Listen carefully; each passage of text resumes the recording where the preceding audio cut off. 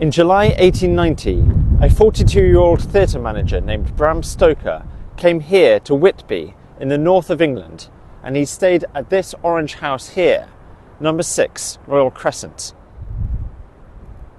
For a long time, Stoker had been working on fiction to do with the vampire.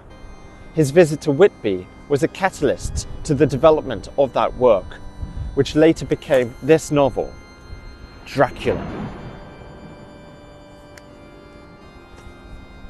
Stoker found two things in Whitby. First, the name Dracula, which he came across in a book in the town library. And second, an exciting setting he could include in the novel. Whitby is where Count Dracula, known in the previous draft as Count Vampire, arrives in England. The town is described in detail in chapters 6, 7 and 8 of Dracula. Two of the main characters, Mina Murray and Lucy Westenra, holiday here, staying in the same area as Stoker himself. Mina describes the houses, harbour and lighthouse, and above them St Mary's Church and graveyard, and the most noble ruin of the 7th century abbey.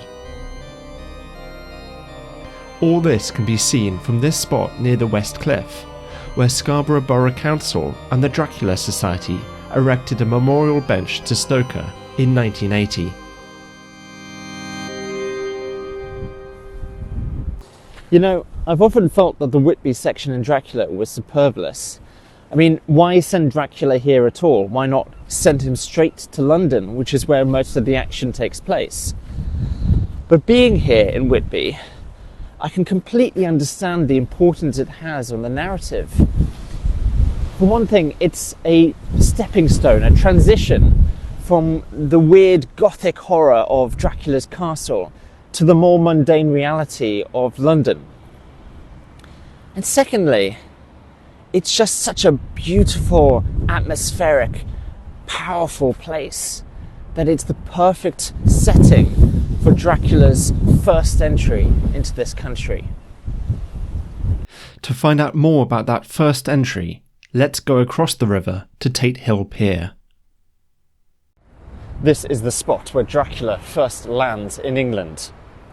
A cutting from the newspaper The Daily Graph tells the story of the ship, the Demeter, which washes ashore at Whitby during a terrible storm in very strange and macabre circumstances.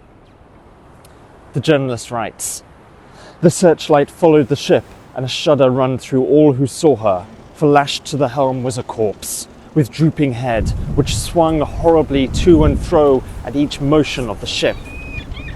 No other form could be seen on deck at all. A great awe came on all as they realised that the ship, as if by miracle, had found the harbour, and steered save by the hand of a dead man." However, all took place more quickly than it takes to write these words. The schooner paused not, but rushing across the harbour, pitched herself from that accumulation of sand and gravel washed by many tides and many storms into the southeast corner of the pier, jutting just under the east cliff, known locally as Tate Hill Pier.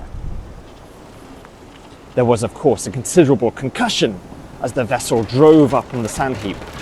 Every spar, rope and stay was strained, and some of the top hamper came crashing down. But, strangest of all, the very instant the shore was touched, an immense dog sprang up on deck from below as if shot up by the concussion, and running forward jumped from the bow onto the sand. Making straight for the steep cliff, where the churchyard hangs over the laneway to the east pier so steeply that some of the flat tombstones, thrust beams or through stones as they call them in the Whitby vernacular, actually project over where the sustaining cliff has fallen. It disappeared in the darkness, which seemed intensified just beyond the focus of the searchlight. Readers know that the immense dog was none other than Dracula himself. Let us follow him up the 199 steps to the Abbey and St Mary's Churchyard to a special bench on this stormy, windswept day. The spot at the top of the hill in St Mary's Churchyard next to the Abbey has a beautiful view over the sea and the town. And round here is the so-called suicide seat, described by Mina in her journal.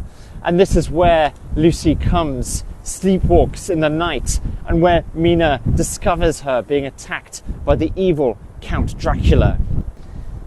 And Mina describes following this white figure of Lucy. And she says, "When I got almost to the top of the hill, I could see the seat and the white figure, for I was now close enough to distinguish it, even through the spells of shadow. There was undoubtedly something long and black bending over the half-reclining white figure. I called in fright, 'Lucy, Lucy!' And something raised a head, and from where I was I could see a white face and red, gleaming eyes. Lucy did not answer, and I ran on to the entrance of the churchyard. As I entered, the church was between me and the seat, and for a minute or so I lost sight of her. When I came in view again, the cloud had passed, and the moonlight struck so brilliantly that I could see Lucy half reclining with her head lying over the back of the seat. She was quite alone, and there was not a sign of any living thing about." Last year, I visited Bram Stoker's ashes at Golders Green Crematorium in London. His urn is small, discreet, tucked away in a tower. It was a moving experience being so close to his earthly remains.